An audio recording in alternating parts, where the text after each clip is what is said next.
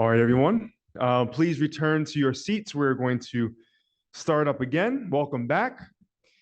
And we're going to continue on with this theme of technology and the opportunities and challenges that emerging technologies are really bringing to the Western Hemisphere. So we're going to talk about AI. We're going to talk about crypto. We're going to talk about advanced telecommunications. And we have an incredible slate of 4 panelists and 1 online who are going to talk to us today. And our moderator is none other than Dr. Donovan Johnson, who is Assistant Professor of Public Policy and Administration and is also a fellow at the Jack Gordon Institute. So it is a pleasure to have you. Thank you so much. The floor is yours. Thank you, Leland. And it would be remiss of me to not mention and thank the Gordon Institute. Of course, I want to have my job tomorrow, right? For convening and continuing to convene brilliant minds to discuss some of the most pressing issues that our world face and continue to face while we move towards finding solutions for some of those challenges. This morning, this panel titled Threats and Opportunities with Emerging Technologies will be discussing some of those issues in the context of emerging technologies and their threats and opportunities for securing our world. Now, emerging technologies have sort of emerged as a double-edged sword in our contemporary space, presenting both threats and opportunities to hemispheric security. In the right hands, these technologies, artificial intelligence, the Internet of Things, the wide range of technologies that are at our disposal today, in the right hands can provide opportunities that can reassure and protect our national spaces, right? They can lead to more resilient and smart cities and smart governance arrangements and reinforce international peace and cooperation. In the wrong hands, though, the results can be instability, as we have seen, austerity, abuse, and the degradation of democratic principles. On this panel here with me today and joining online, Sergio, are persons much more qualified than myself to speak on these issues. And so I am here to just ask the questions. I provide nothing substantive to the discussion, I promise. And hopefully we can have some answers to some of these pressing questions. How are transnational criminals and extra-hemispheric actors leveraging technologies in the region? And what have specific countries done? What are the lessons to be learned and lessons that can continue to be learned over time as countries are making strides in bridging the gap between technology and security? And what are some of those best practices? Joining online is Sergio Echegoyen. He's the former Chief Minister of the International Security Cabinet of the Presidency of Brazil. Welcome, Sergio. Thank you. To my immediate left is Alexandre Muyl, right? Alexandre is the Chief Security Officer at LATAM. And next to Alexandre is Major General John Wharton. He's also a senior fellow here at the Jack Gordon Institute and also the CEO of the Global Connective. To his left is Professor Michael McGee, a research associate at the University of Texas, El Paso. And last but by no means least, Gibbs McKinley, research associate, the executive team, Center for New America Security. Welcome everyone, gentlemen and lady. Now, we'll begin. Sergio, if you could take the next 4 minutes for us and set the background in the context of the discussion that we're about to have. Particularly, help us to understand how have transnational criminals and extra-hemispheric actors leveraging technologies? How are they leveraging technologies in the region? And if you could provide some specific examples and tactics used by criminals and also explore the implications of these activities on security and law enforcement. Sergio. Bom dia.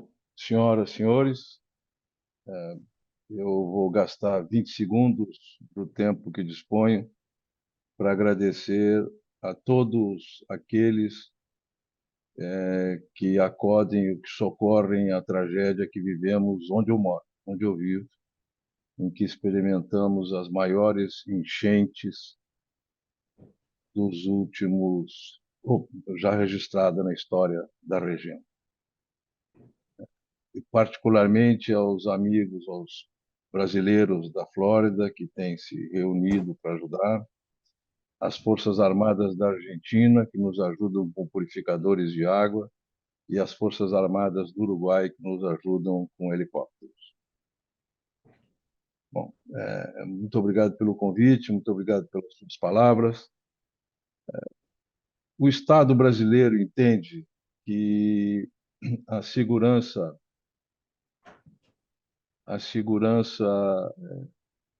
o ambiente cibernético é um ambiente de exercício da cidadania, da mesma forma. Ou seja, o universo onde essas tecnologias acontecem é também um exercício, um ambiente de exercício da soberania. E dessa forma o Estado entende que lhe cabe, como Estado, prover segurança, acesso universalizado e direito de escolha. Esse mesmo ambiente, obviamente, provê segurança, porque da mesma forma que ele está disponível para o exercício da soberania, ele está disponível para aqueles que vivem fora da lei, ou mesmo para a ação de outras soberanias, outras nações que têm interesses a ser discutidos. Temos muitos exemplos no Brasil, particularmente na área dos crimes cibernéticos, o crime organizado na América do Sul hoje é formado por são grandes companhias, grandes empresas criminosas, não empresas formais, mas o crime criou organizações semelhantes a grandes empresas e que se valem de todos os recursos, com toda a criatividade, com toda a tecnologia que esses iguais ou as mesmas dos ambientes legais. Então, o que se tem feito é uma permanente vigilância, uma permanente atuação do Estado brasileiro, que se organiza em torno de uma autoridade de segurança cibernética. Essa autoridade de segurança cibernética é exatamente o ministro-chefe do Gabinete de Segurança Institucional, de onde são concentradas, de onde sai a coordenação de todo o esforço de segurança do sistema brasileiro. E, obviamente, que o espaço cibernético a que eu me referi não tem fronteiras, é fácil transitar entre nações, não há guichês de passaporte, não exige vistos, e as pessoas podem transitar por esse ambiente e, obviamente, também os criminosos. Eu não quero, deixo essas questões para os debates subsequentes, para cumprir os 4 minutos que me tocam. Muito obrigado. Thank you so much, Sergio. Alexandre, Sergio has sort of set the context for us and located our discussion and or the conversation in a particular context. I would like for you to take us a bit further by explaining for us some of the cascading effects of where technology, emerging technology meets the intentions of threat actors and these events. Okay, so first of all, thank you very much for framing the panel, and thank you very much to organize that conference. So I just wanted to say to start that I represent here a shipping company which is a CMA-CGM. It's a French shipping company who represent 180,000 people around the world in 160 countries. So we are exposed to many kinds of threats, terrorist threats. For instance, at that moment, we are targeted by Houthis in the Red Sea. Climate threats, flooding in Brazil at that moment, impacting our assets. And obviously, organized crime threats related to any kind of trafficking going through our container ships. So to deal with that kind of threats, we set up in the company a specific group, the Group Security and Intelligence, who is in charge of protecting the assets and building a trusted partnership with the relevant authorities. Obviously, the first one is the US authorities. So I represent the Group Security and Intelligence for Latin America.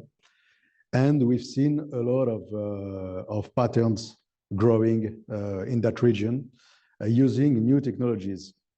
Obviously, the use of new technologies is related to the leakage of information, confidential information, or to target specific people inside our organization. So it's the topic of the insider threats. We put a lot of effort to mitigate that. I don't know if you want me to dig into some specific details, but we try to take the control of every asset we have in the company. So the first asset is the vessel. The vessel is for us a source of information and a source of action together with our institutional partners.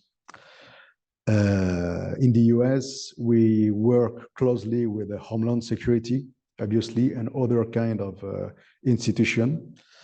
But we have the same kind of a partnership with the French authorities and some Latin American authorities. The first of them would be the Colombian, who are a reliable partner for us in those topics. And then we try to take control of the terminal. So taking control of the terminal means taking control of all the data accessible in the port operations. So it starts with the access control, with the CCTV systems, with terminal operating system. And that is kind of data we can leverage to build with an AI algorithm to target specific at-risk cargo. So that's what we do. And we operate in very specific environment. I can take you the example of a port we are building and now in Colombia, in the Puerto Antioquia, in the middle of the Gulf of Urabá. So you must know that the Gulf of Urabá is the historic place to send cocaine everywhere in the world. So we had that idea to build a port there. In terms of risk, it's a big challenge. It will be a game changer for the country, obviously. Big impact for the Colombian and the regional economy. But in terms of risk and security, it's a big challenge because we have to deal with many kind of threats, starting by the relation with the local communities, with the access to the property of the land, obviously trafficking, any kind of trafficking, and the first one is obviously the cocaine traffic and insider threats. So to do that, we have those two pillars to work. The first one is the technology, to take the control of the assets where we can. And the second one is building a trusted partnership with authorities. So that would be my... Thank you so much, Alexandre. General Wharton, lessons from national defense. You have had a distinguished career in this domain, and I'd imagine having some unique expertise and insights on this particular issue. Specifically, how have national defense agencies responded to the use of emerging technologies in national security? And how have national defense agencies responded using technologies right? And what emerging technologies have provided. I know it's a very loaded, it's a mouthful. What emerging technologies have provided the most benefits to national security? Well, I won't give you the background being global logistics and commanding Army units around the world. And the second part of my career was all in the research, development, science, and technology, where I oversaw the 13,000 scientists, engineers for the Army and all the disciplines and all the fields that were there. I think to answer the question, and the fortunate thing that I get to now is interact across the whole of government. So we're talking Department of State, Department of Commerce, USAID, Department of Defense, Department of Transportation, and all the different governments, DHS. And then what we try to do is we try to take at the national level, understand what are our priorities, a free and democratic nation, right? That's first in this era of great power competition. But then when you drill it down and you do, well, how do we influence? And I'll get to the technology. Well, we want to influence using technology, but we want to make sure that, remember that technology is to enable humanity. It's not just to lead humanity. So it's to enable it. So from a military aspect, if I were giving you those thoughts, the military aspect is when we introduce a technology, we have to integrate it into a DOP-MIL-PF solution, which is we got to integrate it into doctrine, into our organizations, into our training, into our leader development, into our facilities. So we introduce that as a complementary because there's a science, there's a technology, then a capability. All right, so now in the whole of government, what we're trying to do is use technology as a benevolent form of building partner capacity. So if we look at the Western Hemisphere, we're trying to ensure national security or stability. It starts with the stability of the nation, providing economic opportunity to some of the third world countries. It's food, shelter, clothing, water, power. To a first world country in other parts of the world, it may be give me the latest counter UAS, the latest strategy on cyber or something like that. So when you look at this theater and you look at some of the things that are occurring here and with some of the threats that were just mentioned, we may use a whole array of tools. It may be a sensor array to track human trafficking. We may use financial architectures to ensure the stability of a nation. Because if we can ensure the stability economically, provide jobs, benevolent forms of technology, we ensure that that government can remain stable, hopefully democratically aligned. And then what we do is we get a regional stability, which equates to national security for our country, right? So that's the ability that we have. So domestically, we're trying to harden our ports and airfields, right? And how do you do that? You produce cyber protection. You look at EMP protection, electromagnetic pulse. You look at other capabilities, but how do you protect the global supply chains that's affecting the world trade and affecting that thing called the economy? And that's what we're doing on the global scale. So we're heavily involved in South America, and of course, Africa and South China Seas, doing those kind of things. Now, what are other technologies? One of the big things is, again, we're tracking some of the problems. We're looking at where are there gaps in this theater? What needs to happen for the commanders of the theater, for the governments of the theater? So it's something simple as providing broadband to some of the third world countries, affordable broadband so they can communicate, providing energy solutions, providing food as benevolent forms of partner capacity. Then at a higher end, it may be providing a financial architecture that we can help assist, ensure the stability of the government and things of that nature. So I want you just to understand those different levels of technology, but it's based on the threat that's in this region and the trafficking, the corruption, the migrants and many of those things, the drug flow and things of that nature. So I'll stop there. Yeah. Thanks, General. Mike, if I may. Let's now zoom in on a particular piece of technology, unscrewed aerial systems.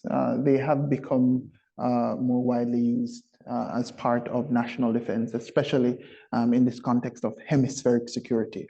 Walk us through some of those challenges. What are the challenges that policymakers face, particularly in the utility of these unscrewed aerial systems? And before you begin, give us a brief introduction as to what they are and the challenges.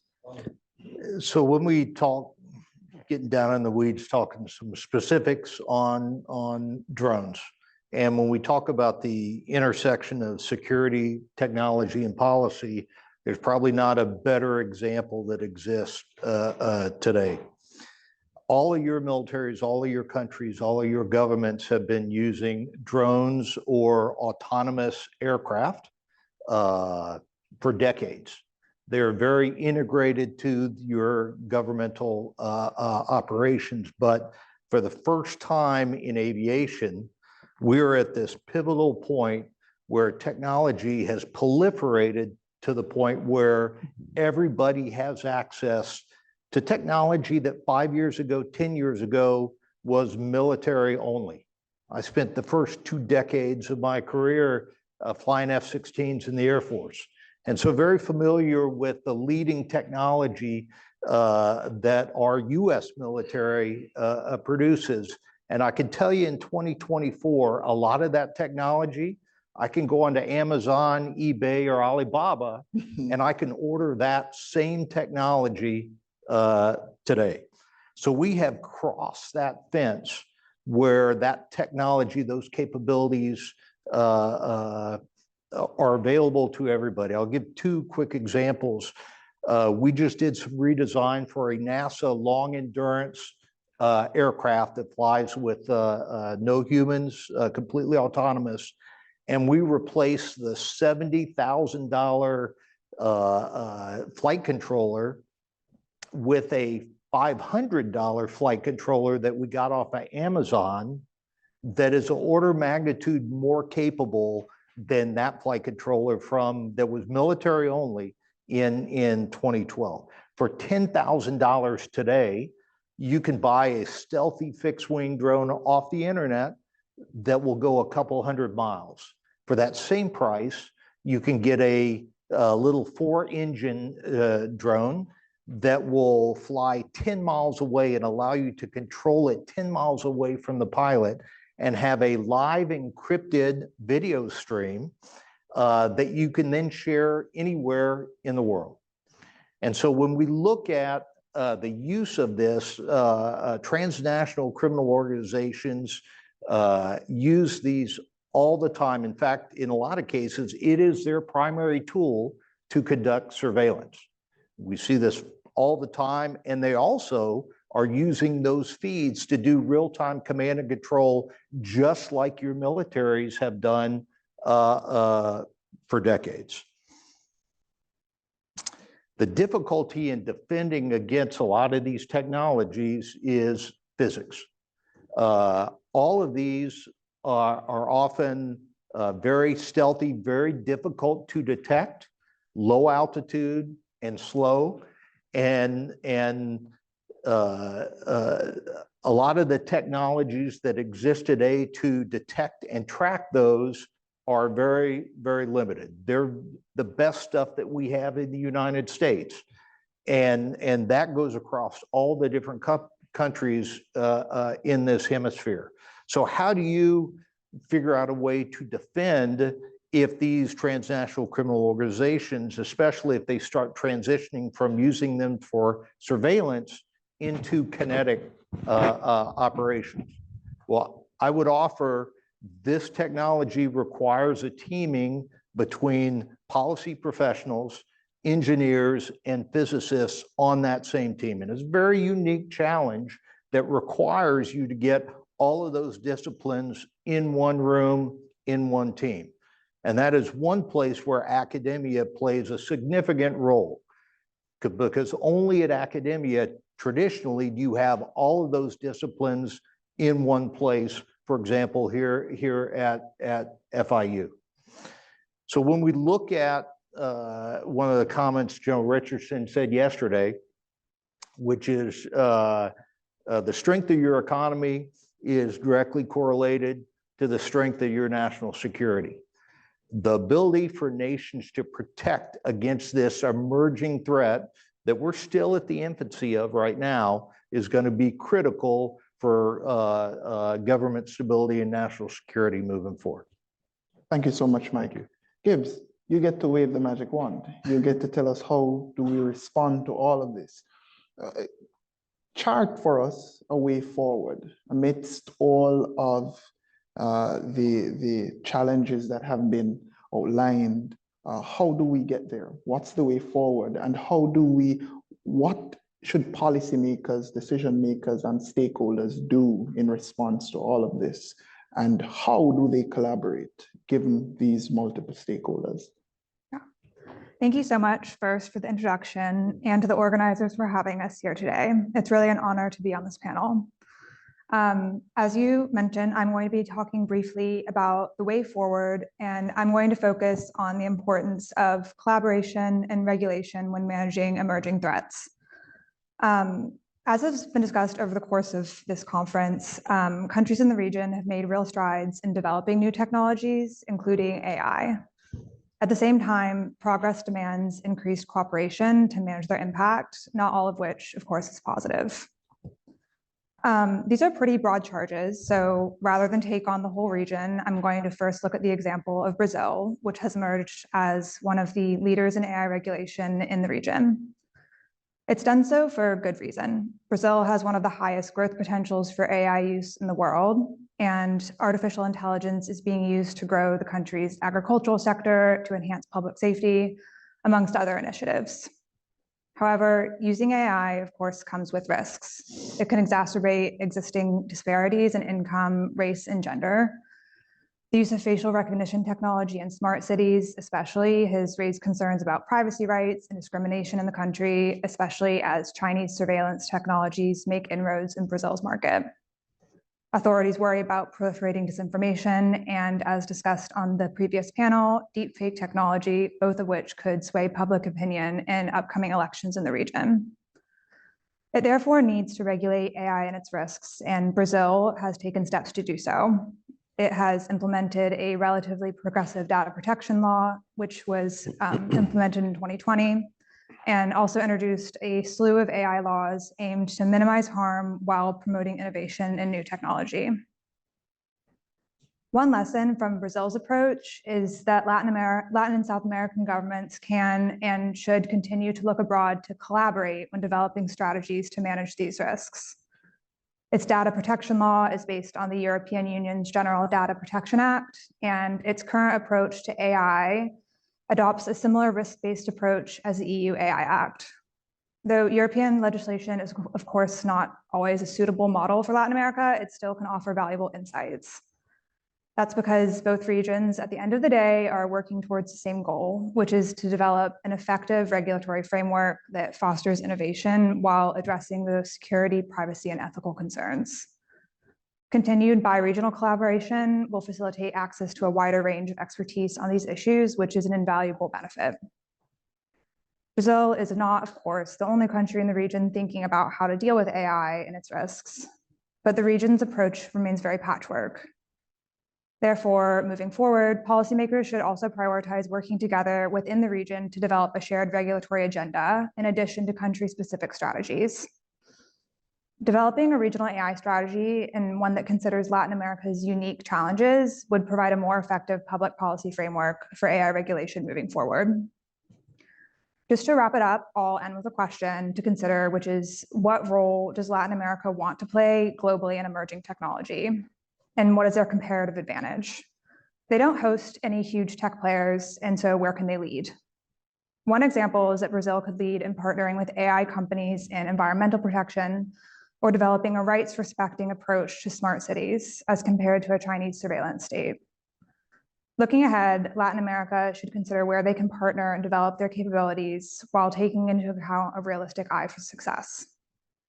After all, the region contains a wide range of priorities and operating capacities, which will make cooperation difficult, and it's important to recognize this. But laying out agreed upon priorities for expanding AI's positive effects and creating harmonized regulation is essential as the impact of AI on the region inevitably grows. Thank you again for having us. I will turn it back over to you now. Thank you so much, Gibbs. For the next couple minutes, I will use my moderator privilege to probe the panelists a bit on some key questions that I have in mind. And thereafter, I want to be respectful of the views of the audience to open up questions from the audience to the panelists. I want to start by asking Sergio and General Wharton a question, springboarding off something you said earlier, Sergio, that the rules are different. And I'm asking both of you this question because of your experience in government, that strategic level. The rules are different. For the threat actors, the extra hemispheric threat actors, they have no constituents. They have no considerations for protecting privacy and protecting democratic values and interests. They have very narrow, specific focus that to wreak havoc, essentially. As opposed to government, there are so many loopholes, so many hurdles rather to get over in that process. How has government effectively navigated that space in balancing those very important things? Sergio, I'll begin with you. Thank you. I apologize, I'm speaking Portuguese. I understood that I could speak Portuguese, and so I will try to go ahead in Portuguese. Look, o Brasil tem uma estrutura, uma infraestrutura de tecnologia de informação extremamente avançada. Ela é resultado do grande período, do largo período de inflação muito alta que o Brasil viveu no último quarto do século passado. Então, entre os anos 70, segundo a crise do petróleo, aos anos 90, 1990, nós vivemos um período de altíssima inflação. Essa altíssima inflação produziu um avanço da tecnologia de informação no mundo financeiro, nos bancos, enfim, quem lidava com dinheiro. E isso levou, como spin-off, uma infraestrutura para toda a sociedade. Eu coloquei como imagem de fundo minha, e eu não pude estar com os senhores presencialmente exatamente por conta das questões climáticas. Eu moro no sul do Brasil, nós estamos literalmente embaixo d'água, mas toda a rede, todo o sistema de internet e todo o sistema automatizado de governo e privado não foram afetados. Nós continuamos sem qualquer problema até aqui na área de tecnologia da informação. Ou seja, existe um esforço do Estado brasileiro, existe um esforço da iniciativa privada brasileira em manter, em desenvolver ainda mais isso. Bom, um sistema desenvolvido exige proteções e defesas compatíveis com a sua dimensão. E essa é uma questão que tipicamente não pode ficar limitada a um estado numa região. Ou seja, não é apenas o Brasil, ou não será apenas o Brasil que dará segurança a um sistema que, como eu disse na minha primeira fala, não tem fronteiras, não existe passaportes nem vistos, ou seja, é preciso a integração de todos, porque o comércio internacional e as transações financeiras, elas se fazem a todo instante. A segurança disso e a segurança da soberania de cada país desse. E me preocupa particularmente a perspectiva, como já aconteceu há 6 anos, 8 anos, das interferências externas nos processos eleitorais das nações. Ou seja, a criação e a atuação pelas redes informatizadas e pelo universo cibernético, como eu chamei, como espaço cibernético, de ações hostis aos processos democráticos em outras nações, né? Como aconteceu na França, aconteceu na Alemanha e houve tentativas no Brasil. Isso enfraquece a decisão e a soberania popular, a democracia e a soberania popular, ameaça o sistema democrático e, consequentemente, pode trazer um contágio a toda a estrutura do Estado e a toda a sociedade, que soberanamente imagina que tenha feito suas escolhas com, baseada em fatos reais, né? Então, essa é uma questão que nos preocupa muito. Hoje, a maior emergência na nossa região, nesta região, na América do Sul, e a maior emergência que o Brasil entende, que eu entendo, é a atuação do crime organizado, entendendo o crime organizado como uma grande ameaça à estabilidade social, econômica dessas nações. Respeitando o horário, respeitando o prazo, mais uma vez, muito obrigado. Thanks, Sergio. General One. Well, I think some of the discussion points that you just mentioned were asymmetric, right? It's non-nation state. So you're dealing with a lot of asymmetric, a lot of tribes. In Afghanistan, there was the Fata region and different tribes there. So it's non-nation state activities and the proliferation of easy to obtain technologies, right? So one of the things that you want to do and things that you do is you look at the source of what's enabling that entity, right? So if I use the example of a financial architecture, what's the source of the funds? So if I went back to Africa and I looked at the central region of Africa and what's supporting the wars in Ukraine, you know, if I can go back and look at the source of what's providing the economic ability to sustain an information, I could probably look at the mines and the airfields, right? So henceforth, mines, airfields, ports are very important to the United States. And if we can stop and the use of those mines that are funding some of these terrorist activities, then we can do other things from a national level. So the non-nation state actors do pose the problems. It's, you know, how do you get to the leadership? How do you get to the root cause of what's enabling them? Obviously, the cartels are very, very powerful and have large sources. So how do you stop that flow? And we've been dealing with that for years, right? But you're really talking about non-standard ways to get at the world to achieve a balance and to achieve democratic aims and things of that nature. So I'll stop there just for the other folks to comment. But that's asymmetric, non-standard financial architectures, neural networks of who's supplying, who's part of that entity, and then how do you not just use economic sanctions, but how do you freeze and seize assets and things of that nature? And I think you saw some of that in Ukraine war and things there. Thanks, General. Alexander, you have had a wealth of experience in the private sector. From your perspective, given the host of emerging technologies, every day we see the proliferation of new technologies and the extension of technologies that we currently have. What technologies do you think will provide the greatest threat to hemispheric security in the near future?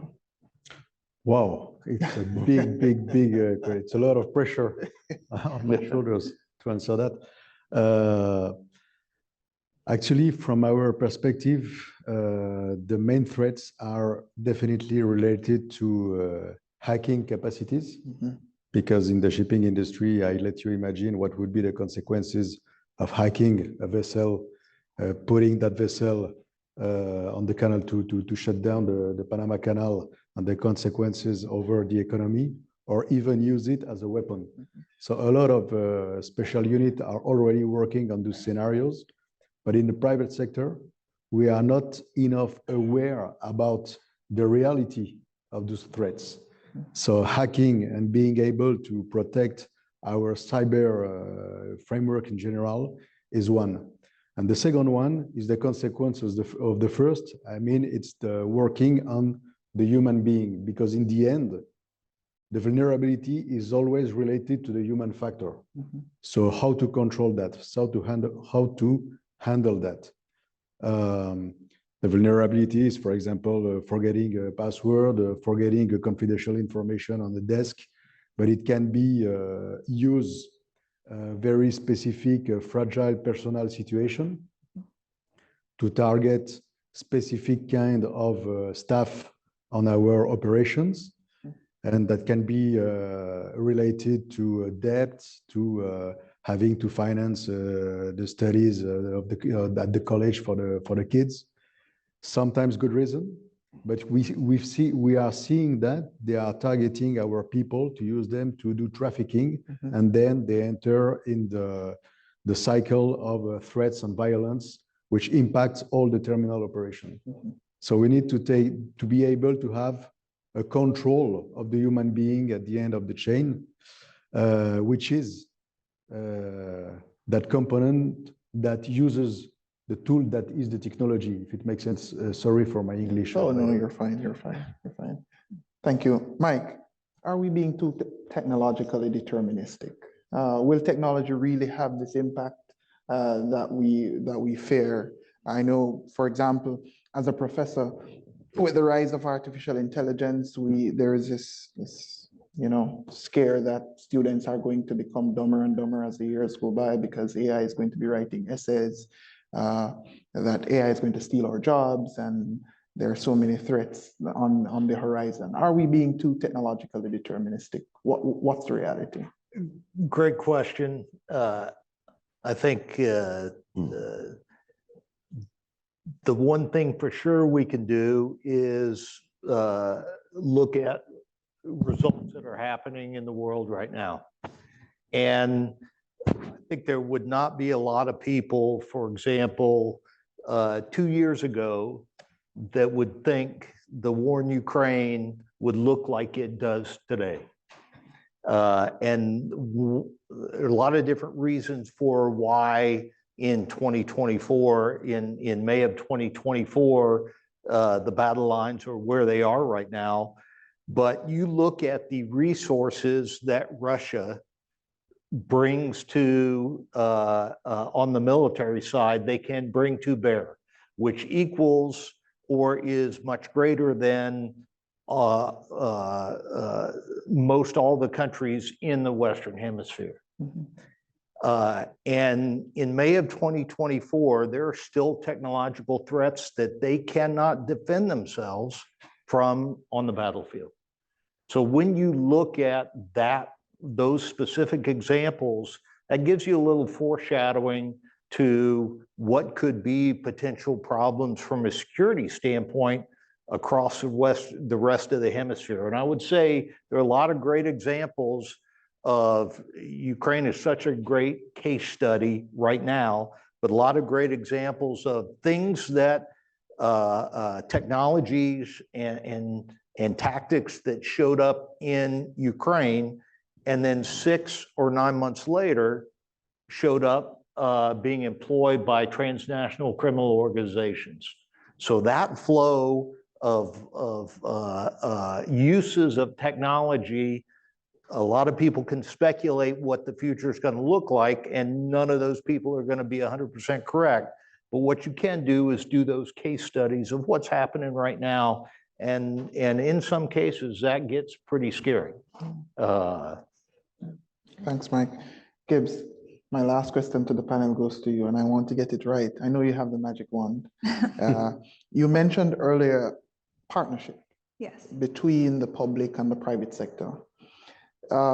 From experience, we know that the private sector, the interest of the private sector, and I'm not trying to knock Alexandre here, the interest of the private sector and the public sector, they don't always align, right?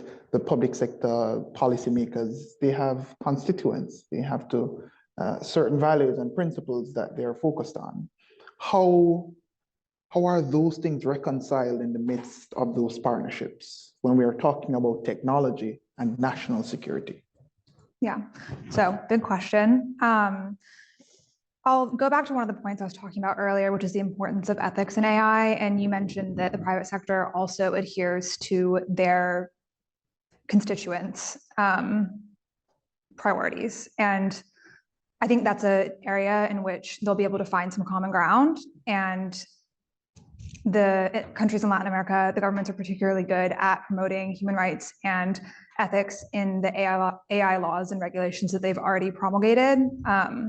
And so I think focusing on issues that both sides are going to prioritize is a great place to start in building those partnerships. And also recognizing that that will make the use of AI more effective in the long term, because if those issues come out, it will harm both private and public sector interests. So I think that's a great place to start, is on prioritizing ethics. Thank you so much. Now I'd like to open the opportunity for the audience to ask questions. And those are questions with a question mark, no longer than 30 seconds for the question itself. Can we also keep the preambles short and get to the questions? Thank you. Thank you. My name is, okay, it's translation, ¿no? Ok, mi nombre es Leticia Vaquerizo, cónsul general de Ecuador en Miami. La pregunta está dirigida a todos. En realidad, lo que se ha señalado es lo ideal, ¿no? Lo que estamos trabajando para poder llegar a los objetivos que queremos. Sin embargo, en la práctica hay realidades muy diferentes. La guerra de Ucrania no es la misma crisis que está viviendo Latinoamérica, especialmente Ecuador. Como ustedes saben, es de conocimiento público mundial la crisis que pasó a comienzos de año el nuevo gobierno con grupos criminales que actualmente están denominados como terroristas por nuestra normativa interna.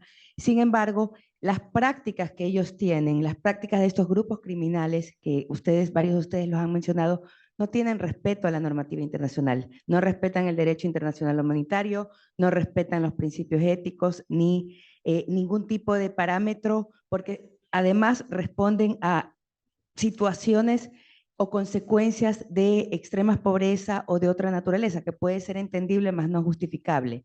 En ese sentido, para la aplicación de la inteligencia artificial, para la aplicación de la tecnología, para luchar contra estos grupos, porque estamos hablando de actores no estatales que, como señalé, no tienen parámetros, no tienen límites y están en todas partes actualmente. Entonces, ¿cómo podríamos utilizar o qué tipo de tecnología se puede utilizar en estos casos cuando estamos hablando de actores que no es el tradicional, no son los tradicionales, y que además los intereses que tienen no solo responden a temas geopolíticos o temas de recursos, sino más bien a actividades ilícitas vinculadas directamente con el tráfico humano, con las nuevas formas contemporáneas de esclavitud y sobre todo droga y armas. Entonces, muchas gracias. Thank you. I don't know who wants. General, you kept on trying to go. My goodness. I think I understood some of it, so I apologize right up front. You know, we want to use technology, like I mentioned, to influence. You're always going to have bad actors out there that are going to violate the law, that aren't going to follow the rules, aren't going to follow the Geneva Convention. You're always going to have that. Okay. So from a government standpoint, then how do we influence? And not just go to a country, provide a capability or technology, but how do you influence, and to use an old term, how do you win the hearts and minds of the population? Well, maybe it's providing that food, water, clothing, shelter, energy, communications. Maybe it's providing, trying to win their hearts and minds by creating jobs. And these are some of the things that you're seeing from a whole of government do. So from a USAID providing grants for food, grants for manufacturing, the Department of Commerce doing the same.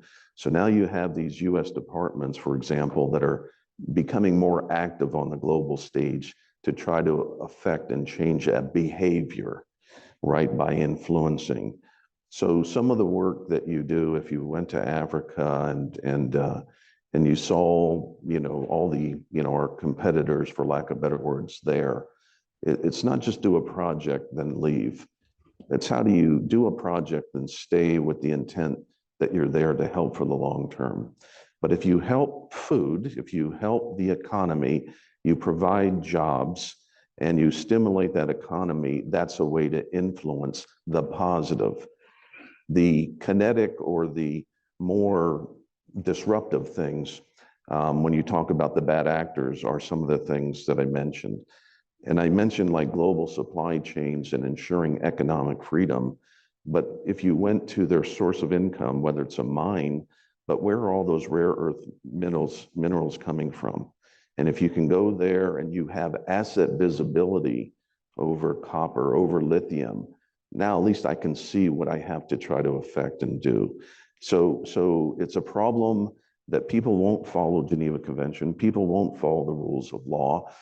That's for international bodies like the United Nations to take up and things of that nature.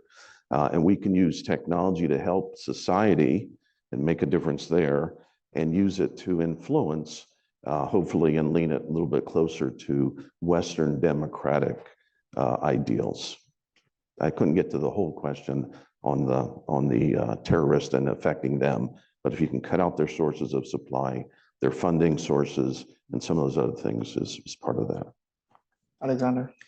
Ecuador Ecuador is a big topic, but at least in some specific situation, technology can definitely be an answer, because you want to limit the exposure on your staff on the ground to those organized crime organization. So the idea is to have your staff being irrelevant to those organizations. So they don't have access to the relevant or to the efficient information. For instance, in a terminal operation, you want to avoid them to control the access of the cameras, to avoid the control of where you allocate a position to a specific container, because that is what the narco trafficker will want to target. And if you have that control, for instance, from Miami, nobody in Ecuador will be relevant for them. So that's an answer of the technology for that kind of threats. Thank you. We have two questions on the floor. Can you give me your question in 30 seconds? I'll have two panelists respond, and just the same. Can we have some volume on this microphone, please? Hello. Okay, I think it's working now. So I'll ask my question very quickly, and I'll ask it in Portuguese and English just to make the transition thing a little bit easier. So primeiro, queria agradecer a você para explicar alguns dos desafios da ambiente cibernética para o Brasil. Mas minha pergunta é como o Brasil está tentando de criar o poder institucional para endereçar esses desafios. Também a gente sabe que chegando às eleições no outubro, então queria saber mais sobre o Brasil pode criar essas soluções que não depende do mudança da governo federal ou também do estado. So my question in English now. I wanted to ask you all, this question for Sergio was in Portuguese, but I asked about institutional power, how we can create institutional power to address the issues of cybersecurity that doesn't depend solely on, the changing of governments, from one president or one Congress to another. In Brazil, in particular, there are elections coming up, but I think this issue of institutional power is something that we all should understand and address. So I wanted to ask how we can address that. Thank you. Sergio? Okay, thank you for your question and congratulations for Portuguese. I used to say that Portuguese is a kind of Chinese we speak in South America, despite it's the most spoken language you have here. Em português, para homenagear seu conhecimento do meu idioma. A questão eleitoral no Brasil e o sistema eleitoral no Brasil, e eu aqui, a minha opinião pessoal, é um sistema seguro. Ele não é um sistema, o sistema eleitoral em si. Não haveria a menor possibilidade de, por exemplo, ganhar uma coalizão para a presidência da República e essa mesma coalizão perder nas eleições para o Congresso, como aconteceu. As eleições desse ano são eleições municipais, ou seja, nos municípios, na cidade. Vamos eleger prefeitos e vereadores, não são estaduais nem nacionais. e elas se darão também no sistema aqui, no mesmo sistema informatizado. Né? O Brasil tem trabalhou muito para garantir segurança desse sistema. A discussão que a gente tem hoje está num outro nível, está num outro campo. A discussão maior no Brasil hoje é o quanto as mídias sociais, ou é a contenção ou a restrição da influência nas mídias sociais na decisão do eleitor, particularmente pelas chamadas fake news, ou perfis falsos, enfim, todos esses novos instrumentos ou artifícios que a tecnologia da informação provê. E para isso há uma discussão que aí, mais uma vez, a minha opinião, em alguns aspectos não conduz à melhor solução, ou não conduzirá à melhor solução. Há uma crítica muito grande no país, no Brasil, à interferência da Suprema Corte, até mesmo com críticas às restrições à liberdade de expressão. É uma situação difícil, eu entendo que é uma situação difícil conceitualmente, porque a quem caberá, por exemplo, a quem se dará, por exemplo, a competência para julgar o que é verdade e o que não é verdade. Essa é a primeira pergunta que se faz. De quem será isso? Né? Então, essa é uma questão hoje séria, que se vem tendo. Analistas importantes na área jurídica e na área política acham que a Suprema Corte brasileira exagerou, avançou exageradamente sobre essa liberdade de expressão ao tentar conter as fake news, e que isso deve refluir, ou deve retornar a um nível mais adequado do ponto de vista da liberdade de expressão. Eu esclareço que no Brasil existe uma justiça eleitoral, ou seja, existe uma justiça que cuida das eleições, e essa justiça é uma das altas cortes do país. Ela é do sistema judicial brasileiro, ela é do poder judiciário brasileiro. Ela não é um órgão do executivo ou do legislativo, ela é um órgão que tem poder judicial. Né? Então, por isso, por ter poder judicial, que é importante, é que essa questão vem sendo tão discutida e, na minha opinião, em função dos exageros praticados e de uma perspectiva de voltar ao caminho ao nível da normalidade. Né? Mas, quanto ao sistema eleitoral em si, minha opinião, e eu, quando fui ministro, eu trabalhei nas eleições de 2018 como autoridade cibernética. A minha opinião é que é um sistema seguro.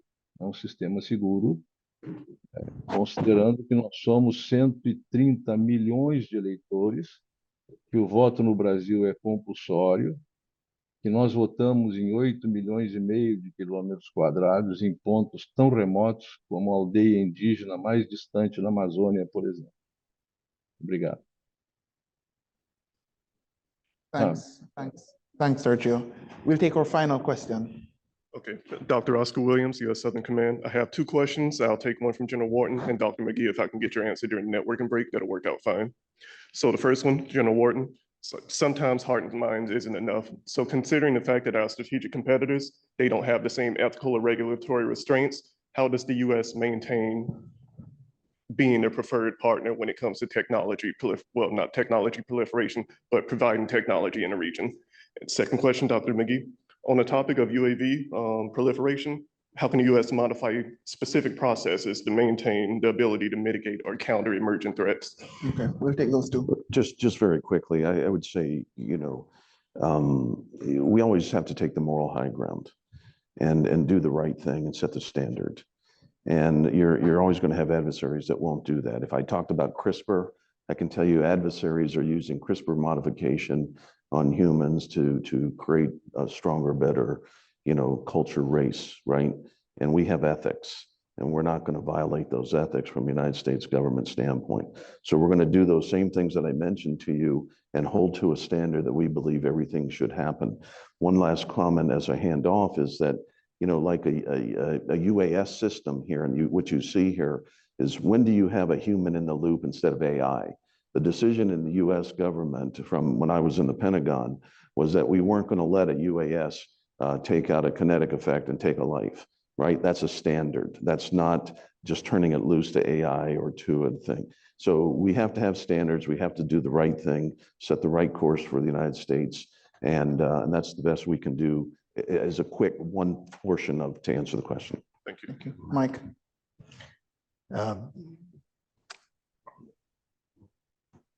I think the cat's out of the bag, and the general just talked about our U.S. stance in that kind of specific example, that there will always be a human in the loop making that decision.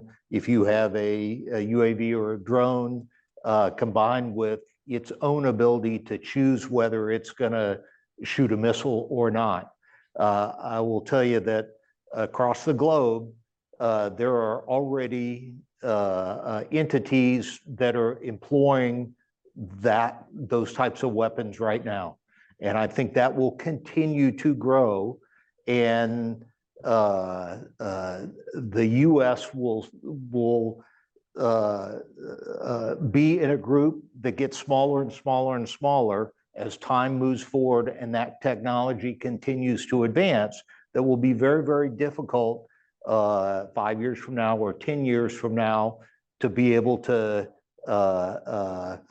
take our kind of ethics and our morality and balance that with where technology is going very, very quickly. That's going to be very difficult for democracies to weigh that balance and make those decisions moving forward. Thank you so much. And with that, ladies and gentlemen, we have come to the end of this panel. Thanks to all our panelists.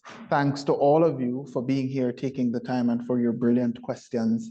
Leland and team in their wisdom, has so brilliantly designed our program so that there are opportunities for networking. We have built that into the program. So I know we couldn't take all the questions from the floor, but there is that opportunity to engage with all our speakers. And as you can see, they're very knowledgeable people, pretty smart, and they do love to talk. So I'm sure they will answer your questions in our networking sessions. Thank you, everyone. Thanks, Sergio, for taking the time, and I hope everything in Brazil works out